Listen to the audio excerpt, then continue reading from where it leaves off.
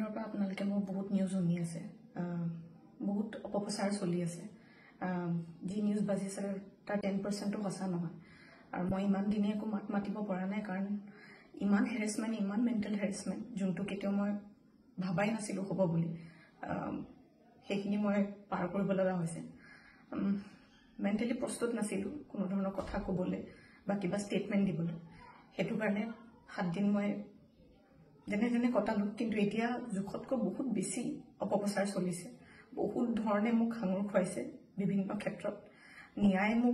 ন্যায়ালয়ে মোক দোষী কৰাৰ আগতে নিউজ মিডিয়াই মোক দোষী কৰি মোক এতিয়ালৈকে ফাঁচি দিছে। মোক অলৰেডি মই দোষী বুলি কথা কৈছে। আৰু বহুত ধৰণৰ নিউজ, বিভিন্ন ধৰণৰ নিউজ, য'ত মোৰ কেছটোৱে ট্ৰেডিঙৰ ওপৰত আছিলে, কিন্তু এতিয়া কেছটো অকল মোৰ ওপৰত হৈ গ'ল। আজি ফাইনেলি বহুত দিনৰ পিছত সাহস কৰি মই চাৰেণ্ডাৰ কৰিব ওলাইছোঁ। মই ফুল কোঅপাৰেট কৰিম পুলিচৰ লগত।